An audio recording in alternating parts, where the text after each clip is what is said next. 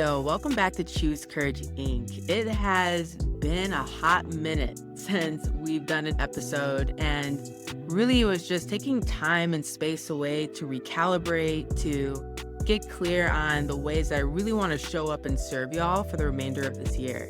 And so we'll have this be our official kickoff then to season 2 of Choose Courage Inc. So thank you for hanging out with us.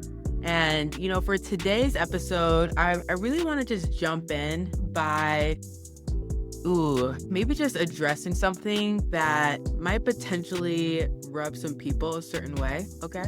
Lately I've been thinking about the entire Find Your Purpose industry and how they've been selling us a scam.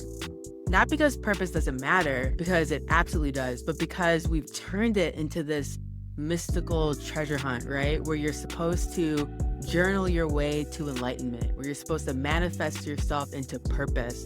And I've coached enough people stuck in career purgatory to know that purpose isn't hiding under some rock waiting for you to discover it. Purpose is actually something you build. Purpose isn't some moment of inspiration that just kind of strikes you. Purpose is something that you prototype, something that you test in the real world.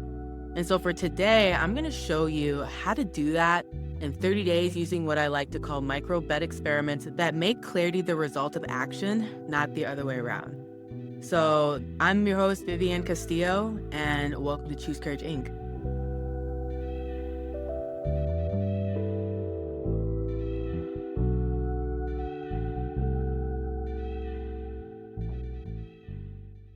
So I'm recording this from Mexico, where I moved in May. And before you think this is some eat, pray, love kind of situation, let me be clear that I didn't move here to find myself. I moved here because I honestly just got tired of waiting for clarity to strike me like lightning.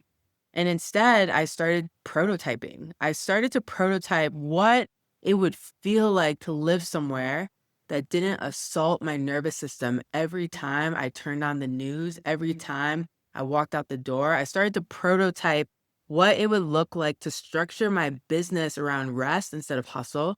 And I started to prototype what would happen if I stopped trying to fit into other people's definitions of success.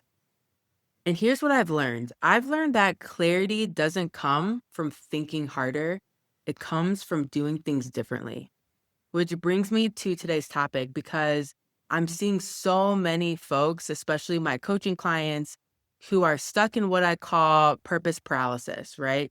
You're waiting for some cosmic revelation. You're waiting for, quote unquote, the right moment about your calling to find you, while your actual life is happening right now. Meanwhile, you're either staying in jobs that are slowly killing your spirit, that's robbing you of joy, that's robbing you of excitement, or you're jumping from opportunity to opportunity to opportunity, hoping that something will finally feel right. And I think both approaches are backwards and there's a better way. And I want to talk about why the traditional approach to finding purpose is fundamentally flawed and why it keeps you stuck instead of moving you forward. Ugh, hold on a second. First things first is that it assumes that purpose is the singular, unchanging thing that exists somewhere out there, waiting to be discovered. But if you think about it, how many people do you know who are doing exactly what they thought they'd be doing at 22 years old, at 30 years old, right? How many people have had multiple careers that all felt meaningful at different stages of their lives? And, as I'm thinking about this, I'm reflecting a little bit on my own journey.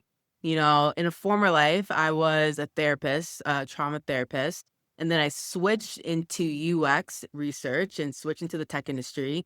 Then I became a consultant around organizational trauma and trauma-informed leadership. What does it look like to cultivate healthier workplaces, and also the rituals and routines that support that? And now I'm building an astrology for pets app called Moonpause. And then I'm also working with coaching, doing consulting for small business owners, for aspiring entrepreneurs. And I work a lot these days with executives who they've made it to the top and they're like, I hate it here. It's ghetto. Help me not lose myself in the midst of all this. And if I had waited to find my quote unquote one true purpose, I'd still be sitting in a corner somewhere with a journal asking the universe, asking God for a sign. But purpose isn't a destination. And this is something that I've been thinking a lot about as I've been reflecting on my last few years or so. Purpose isn't a destination. It's not even a noun. Purpose, I actually think, is a verb. It's something you do. Purpose is something you do, not something that you have. That feels like a small mindset shift, but I think it's an important one.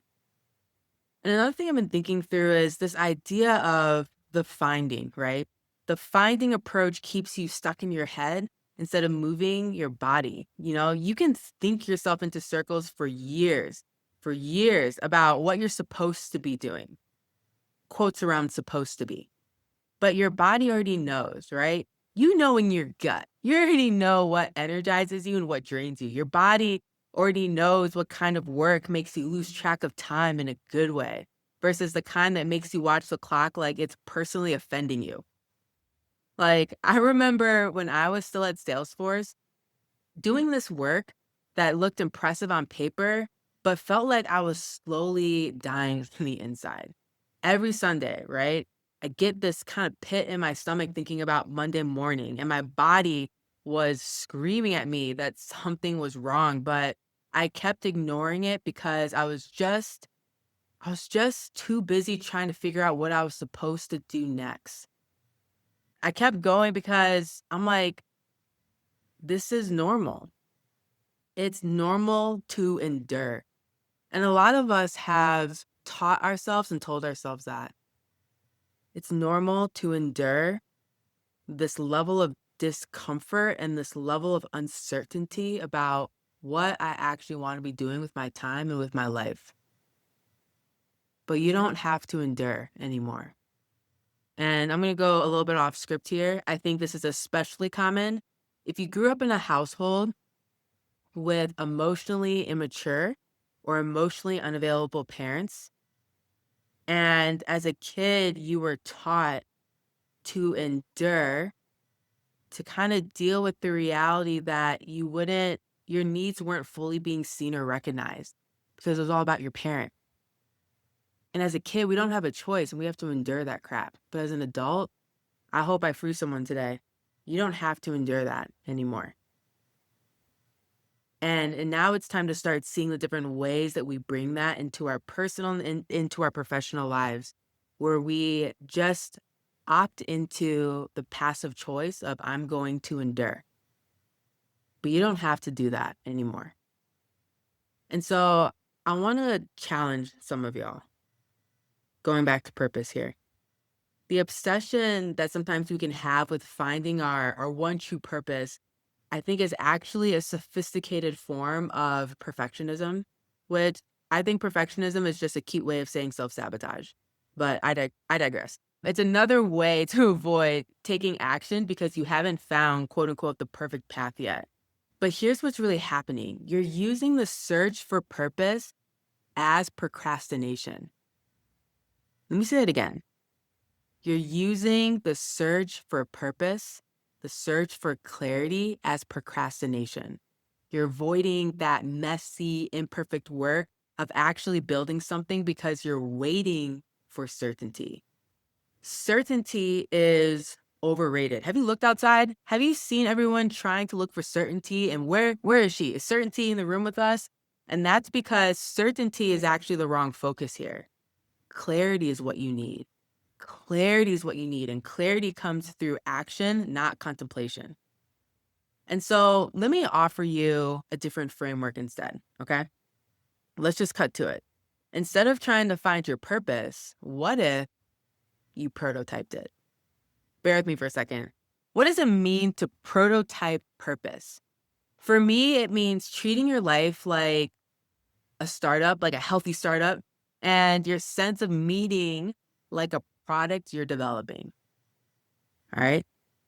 What does it mean to prototype purpose? It means treating your life like a startup and your sense of meaning like a product you're developing. You don't wait until you have the perfect business plan to start a company.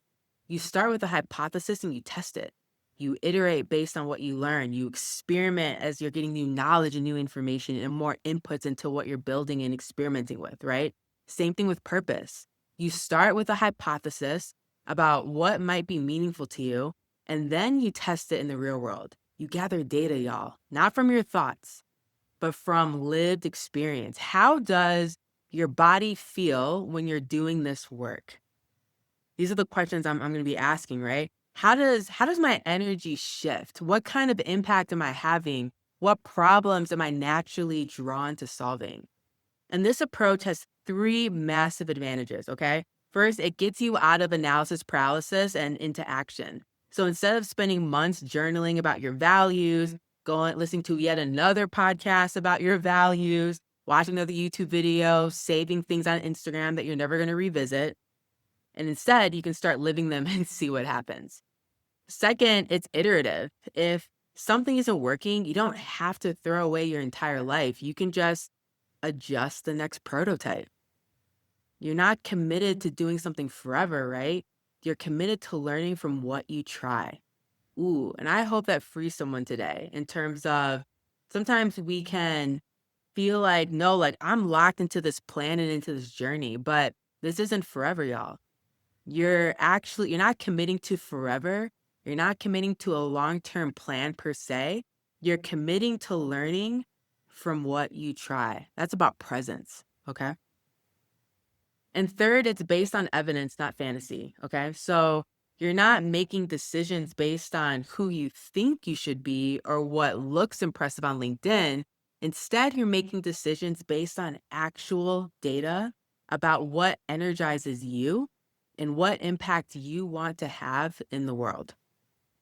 So I want to get into this 30-day framework, but before we get into that, I need you to do something right now. I call it the Body Truth Audit, and it's taken from work that I used to do with some of my trauma therapy clients.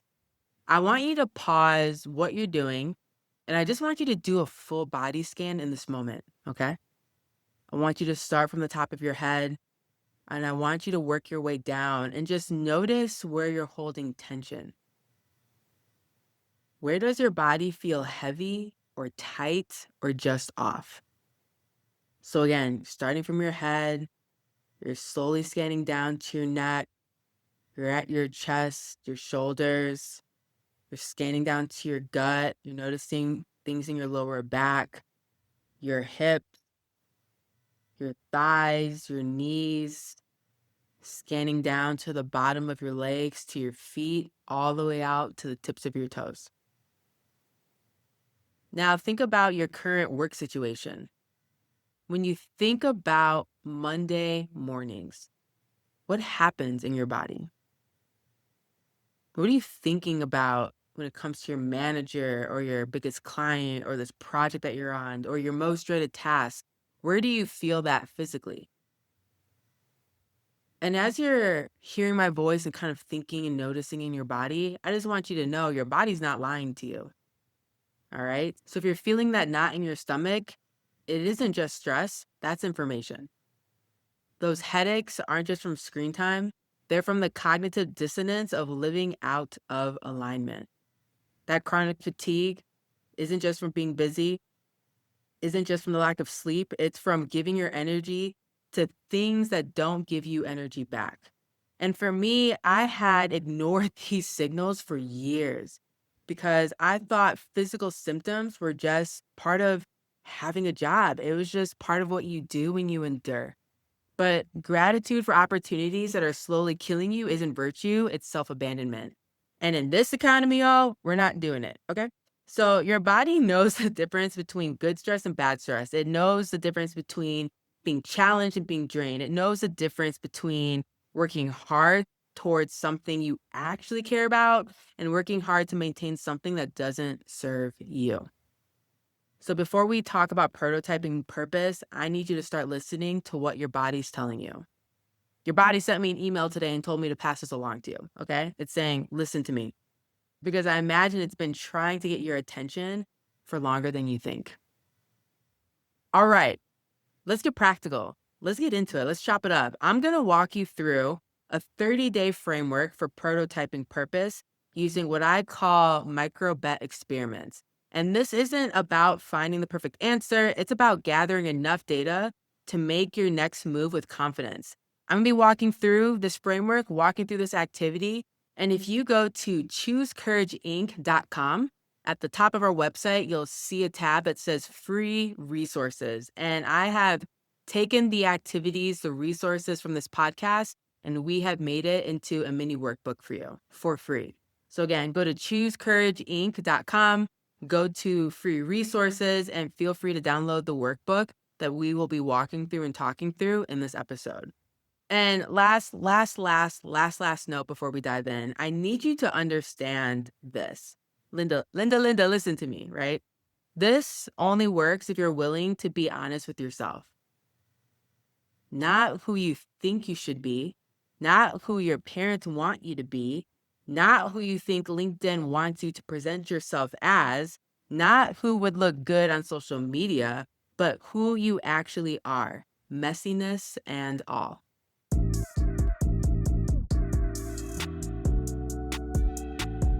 Hey, this is Vivianne, and I hope you're enjoying this episode so far. And I just wanted to pause for a quick moment to say that this podcast is ad-free on purpose. And we want to keep it that way so that it feels like a space that's just for us and just a little bit more divorced from noise on what we should buy and what we should consume. And so the best way to help us do that is by sharing it with someone you think would really connect with it, someone who you think would feel encouraged or get something out of this episode, or by leaving an honest review because it helps more folks find us. And honestly, it could be the exact thing someone else needed to hear today, just because you took a moment to spread the word. So thanks for being here. I appreciate you, and let's get back to it.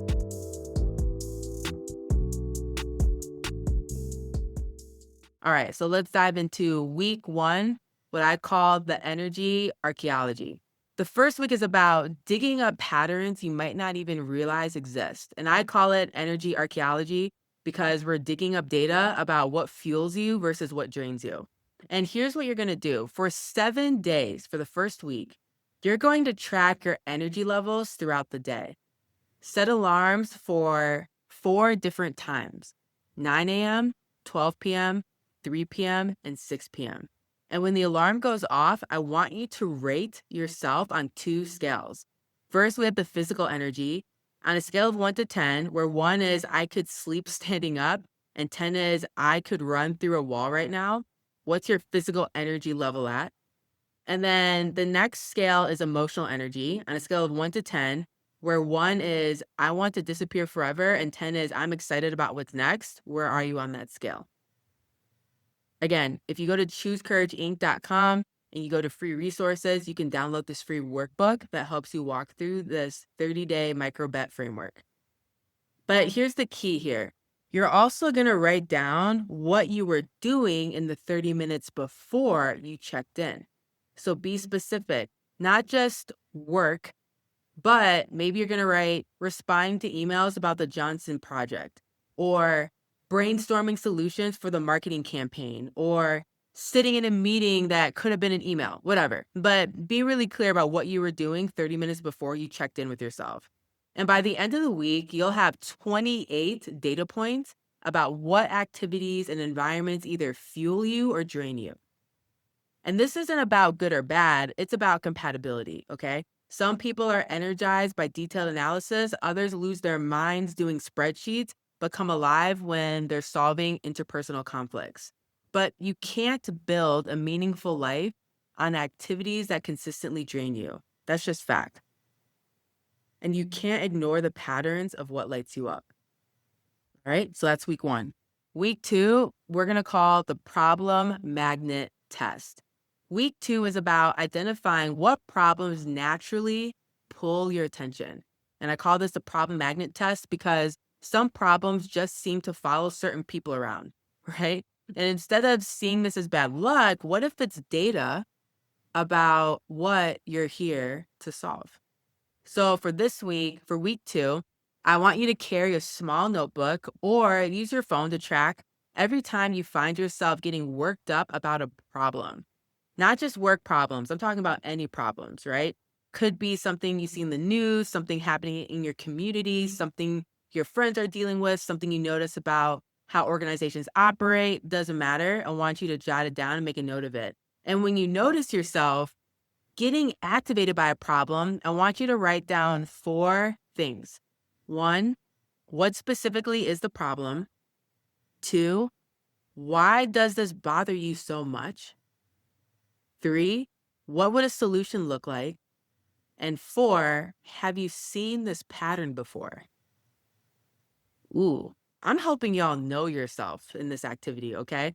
Because by the end of week 2, you should have a collection of problems that consistently grab your attention. And these aren't necessarily problems you need to solve professionally, but they're clues about what matters to you.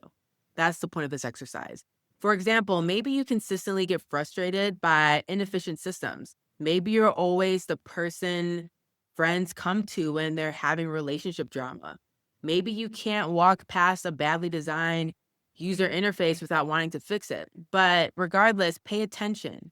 Pay attention to what problems you can't ignore, because that's usually where your gifts want to be applied. All right, week 3, we're going to call this the micro bet laboratory. Week 3 is where we start prototyping, y'all. Based on what you learned in weeks 1 and 2, you're going to design 3 micro bet experiments. These are small, low risk ways to test whether certain directions might be meaningful for you. And the key word here is micro. Say it with me if you're listening.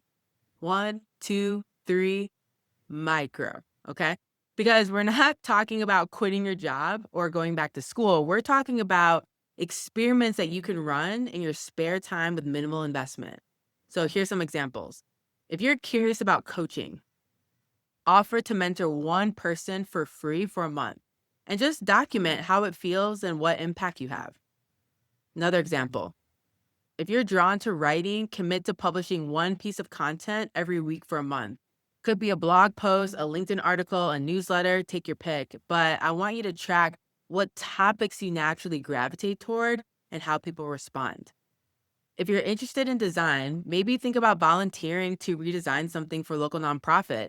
And while you're doing that, pay attention to what parts of the process energize you versus what parts feel like it's just taking from you and draining you.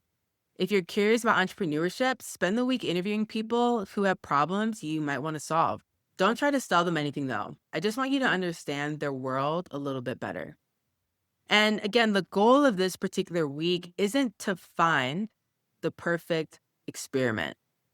The goal is to gather data about how different types of work feel in your body and what kind of impact you naturally create. And I want you to document everything. And when I say everything, I really do mean everything. I want you to document, how do you feel before, during, and after these experiments?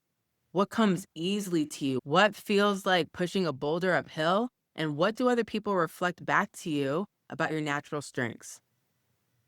But this is a commitment to knowing, deeply knowing and understanding yourself. Week 4, we're calling this integration and next iteration. Sorry, I don't have a cute name for this week, but that's what we're calling it. And this is the final week about synthesizing what you've learned and designing your next prototype. And I want you to start by reviewing all your data from the previous 3 weeks. I want you to look for patterns, okay? Think about these 4 questions as you're working through this. What activities consistently gave you high energy ratings? What problems kept showing up in your awareness? Which experiments felt most aligned with who you actually are? What feedback did you get that surprised you? Now, here's where most people mess this up. They try to design the perfect next step that will solve everything all at once. Don't do that. Don't do it. Imagine me with a bottle of water and be like, psh, psh, spraying at you and be like, no, don't do it. Instead, what I want you to do is design your next 90-day prototype. What's one thing you could explore more deeply based on what you learned about yourself? How can you expand the experiment that felt most promising? And maybe you realized you love the coaching conversations, but you hate the administrative side. So maybe your next prototype might be offering a group experience to reduce the one-on-one admin load. Or maybe you discovered that you're energized by solving system problems, but drained by the politics of it all. So maybe your next prototype might be consulting with small businesses instead of large corporations. But the point is to design the next iteration, not the final answer. Again, we're designing the next iteration, not the final answer. Let's jump into a case study. Let me tell you about someone I worked with. We'll call her Sarah because her story, I think, illustrates how this process can work in real life. Sarah was a marketing director at a Fortune 500 company. On paper, everything looked amazing. Everything looked perfect. Great salary, impressive title, clear career progression, but she was miserable, dead on the inside, right? She'd been trying to quote unquote find her purpose for the last 3 years, reading books, taking assessments, working with a career coach who kept asking her what she was passionate about. But the problem was she had no idea what she was passionate about. And so she'd been climbing the corporate ladder for so long that she completely lost touch with what actually mattered to her. And when Sarah started the 30-day framework, here's what happened. Week one, the energy archaeology, she discovered something interesting. Her energy was highest during the 2 hours a week she spent mentoring junior employees. And it was the lowest during budget meetings and strategic planning sessions. She'd always assumed, right, that the strategic work was more important because it was higher level, but her body was telling her a different story. In week two, we had the problem magnet test, and she noticed that she was constantly frustrated by how poorly her company communicated change to employees. Every time there was a reorg or a new initiative, people were confused, people were anxious because leadership didn't know how to explain what was happening or why it mattered. In week three, she designed 3 micro-bed experiments. She started a monthly communication workshop for managers in her division. She began writing internal blog posts about how to navigate organizational change. And she offered to help a friend's startup develop their internal communication strategy. The workshop was okay. She enjoyed the teaching, but she found it exhausting to manage all the different personalities in the room. The blog posts were really energizing for her. She loved distilling complex concepts into practical advice, but the startup consulting was magic for her. She loved helping a small, scrappy team figure out how to communicate their vision clearly. And by week four, Sarah had enough data to design her next prototype. She started a side consulting practice helping early stage companies develop their internal comm strategy. And 6 months later, she'd replaced half her corporate income. And 9 months after that, she left her marketing job to focus on the consulting practice full time. But here's the important part. Sarah didn't figure this out through soul searching. She figured it out through experimentation. She discovered that she loved helping organizations communicate change, but only when she could see the direct impact of her work. And in a large company, in a large corporation, that impact was too diluted. But in a startup, she could see immediately how her work helped the team function better. And the 30-day framework gave her permission to test these 3 hypotheses without blowing up her life. And that's the power of this 30-day framework. And I want to tell you why this approach works when the traditional find your purpose advice usually doesn't. Because first, it's based on your actual lived experience, not your fantasies about who you think you should be, but instead you're gathering real data about what energizes you and what impact you naturally create. Second, it's iterative. You're not trying to figure out the next step of your life in 30 days. Instead, you're just gathering just enough information to take the next intelligent step. Third is that it honors the fact that your purpose isn't static. What feels meaningful to you at 25 might be completely different from what feels meaningful when you're 45. And this approach lets you evolve instead of locking you into some predetermined path. Fourth, it's practical. You're not waiting for some mystical revelation, but you're treating purpose like a skill that you can develop through practice. And finally, and maybe even most importantly, it's forgiving. It's an experiment. And if an experiment doesn't work out, You haven't wasted years of your life. You've gathered valuable data about what doesn't fit, which gets you closer to what does. Now, I think it's important for me to address some of the obstacles that you're going to face with this approach because I want to be real. I want to keep it 100 with you because I'm not going to sit here and pretend that this is easy. One of the obstacles that a lot of clients end up finding themselves struggling with is other people's opinions. The moment you start experimenting with different directions, everyone's going to have something to say about it. Your family's going to worry you're having a quarter life or midlife crisis. Your friends might feel threatened if you're changing and they're not. Your current employer might question your commitment. And here's what I want you to remember though, that most people, most people are terrified of change in their own lives, so they project that fear onto you. Their opinions say more about their relationship with risk than they do about the wisdom of your experiments. And you don't owe anyone, literally nobody, an explanation for exploring what might be possible for your life. And you especially don't owe anyone a guarantee that you'll stick with something forever before you've even tried it. Another obstacle that you might find yourself dealing with is the voice in your head. The voice in your head that says, you should already know what you want to do with your life. And that voice is lying to you. Some of the most successful and fulfilled people I know have had multiple career changes, and some discovered their true calling in their 50s or even their 60s. There's no timeline for figuring out how you want to contribute to the world. Stop rushing yourself. Be nice to yourself and start trusting the process instead. And the last obstacle I'm going to highlight is financial pressure. I'm not going to pretend that money doesn't matter. Bills are real. Families need to be supported. Healthcare, especially in America, is expensive, okay? But here's what I've learned from working with hundreds of people in career transitions. It's that most of the time, the financial pressure you feel is partially real and also partially fear based. Yes, you need to pay your bills. No, you are not a trust fund baby, but you probably have more options than you even think you do. And the micro bet approach is specifically designed to let you explore those options, let you explore new directions without destroying your financial stability. You're not quitting your job to chase a dream. You're testing hypotheses while maintaining your current income.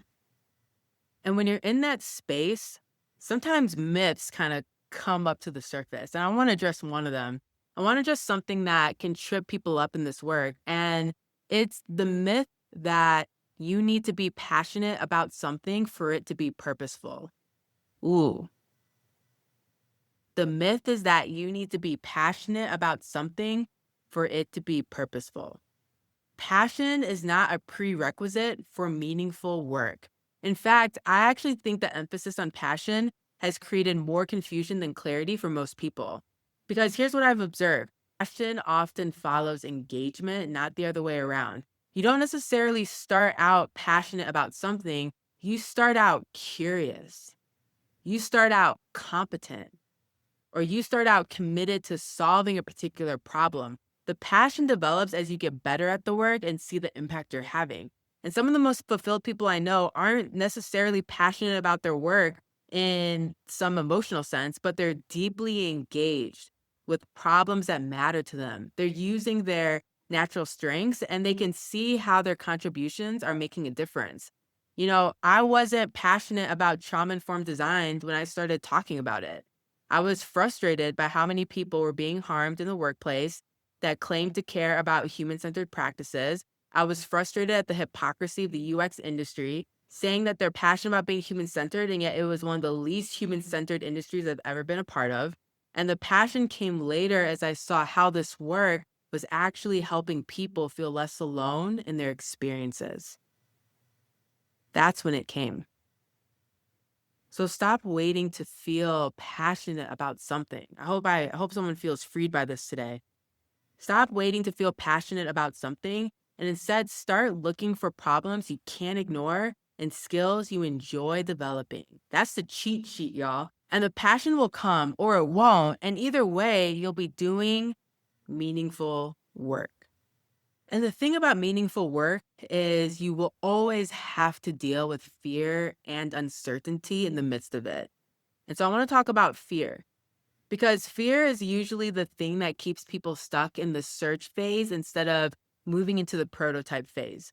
Fear of making the wrong choice, fear of wasting time, fear of disappointing people, of discovering that you're not as capable as you thought, fear of discovering you're more capable than you thought, and now you have to do something about it. All of these fears are normal though, but here's what I want you to understand. The cost of not experimenting is higher than the cost of experimenting and learning something you don't like. When you don't experiment, you stay stuck in hypotheticals. You spend years wondering what if instead of gathering actual data about what works for you. And you end up making decisions based on fantasy instead of reality. But when you do experiments, the worst thing that could happen is you learn something doesn't fit. And that's not failure, that's information, y'all. And that's information that gets you closer to what does fit. And so I want you to get comfortable with small failures. I want you to get excited about ruling things out. That's really what that's about. Because every experiment that doesn't work narrows the field of what might work. And that's when things get fun. That's when things get exciting. When I first started experimenting with entrepreneurship, I had so many ideas that didn't pan out. Some of y'all probably don't even know that I have a CBD coffee and tea company. Super passionate about it. It's called Rest and Resist Club. It's branded. I have suppliers. It's basically like 95% turnkey and didn't pan out. Just not interested. I'm not passionate about it. Didn't want to chase it anymore. So now I'm actually in the midst of selling it. But again, it was an experiment. It was an idea. I learned so much from building that brand. I've attempted to create online courses before I even had an audience. And, that taught me a lot about building relationships before selling products. There's so many opportunities to experiment and be creative in business. And again, the mindset switch is I'm getting excited. I'm ruling things out. I'm ruling things out and I'm making the field even more narrow around what might work. And each of those failures gave me information that eventually led to Humanity Centered. It led to Choose Courage Inc. It led to Moon Pause. And none of that learning would have happened if I'd stayed stuck at the planning phase. Let me give you a few more tools to support this work, okay? Hold on a second. And sometimes what can keep us stuck in the planning phase is we just have a hard time making decisions. And so I want to talk through that for a second. Let's talk about some practical frameworks for decision making. What I want you to think about, I'm going to give you a couple more tools to support you. Okay. So, first is what I call the 2-week test.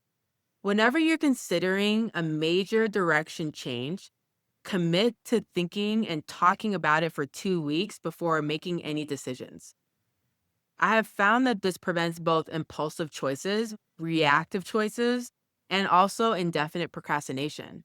You're not allowed to decide for 2 weeks, but you're also not allowed to avoid the decision for longer than 2 weeks.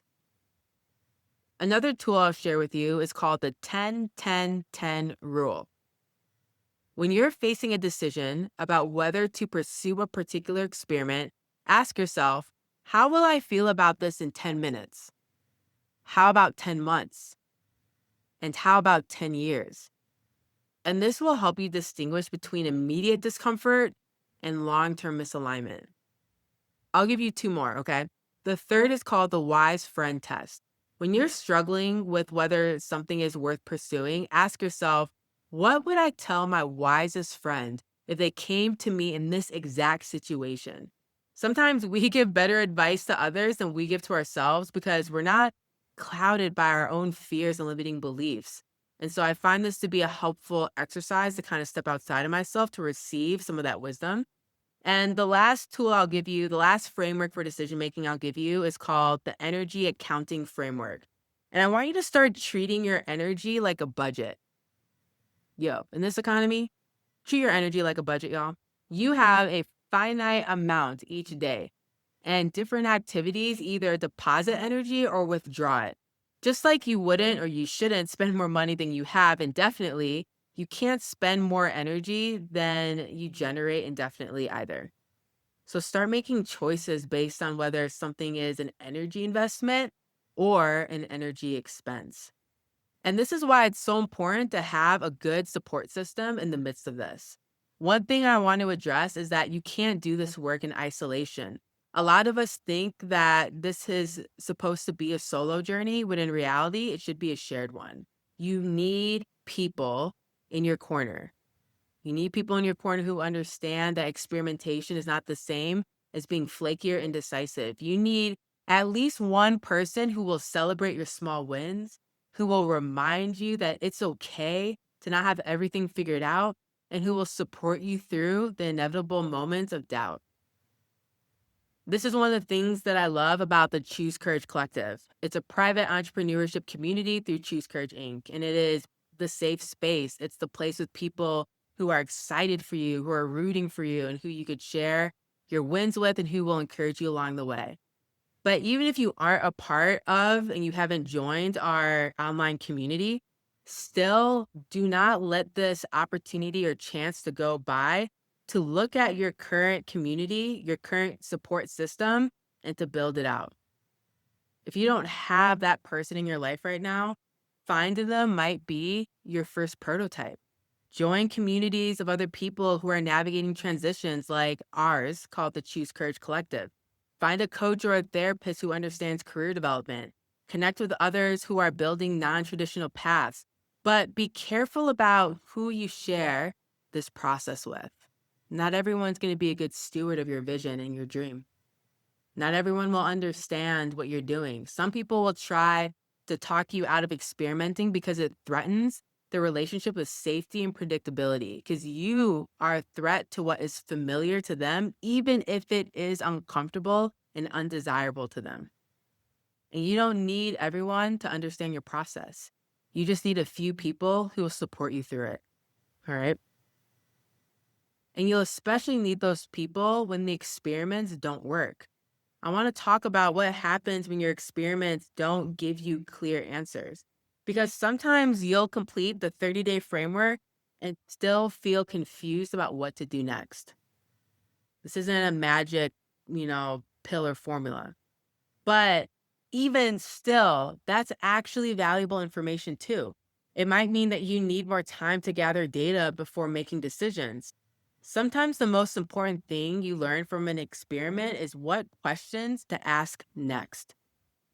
I remember that before I officially walked away from the UX industry, which was the fall of 2024, I tried several different experiments to figure out what I wanted to do instead. Some things felt promising, but not quite right. Others were complete mismatches.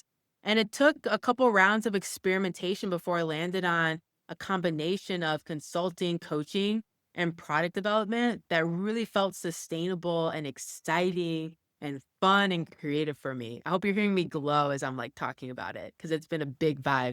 But the point isn't to get it right immediately. And I hope that frees up someone today. The point isn't to get it right immediately. The point is to keep gathering information and adjusting based on what you learn. You're not just gathering information for gathering information's sake. You're gathering information so that you can act, so that you can adjust, so that you can iterate and tweak, and you can grow and learn along the way. And as you're gathering information and adjusting based on what you learn, this question might start to come to the surface. What if success isn't about finding the one perfect thing you're supposed to do with your life? What if success is about getting really good at prototyping different ways to contribute to the world? And I think we've been sold a myth, y'all, that successful people know exactly what they want from an early age and pursue it with single minded focus. But that's not actually how most interesting careers unfold. Most people who are doing meaningful work have zigged and zagged their way through a series of experiments and iterations.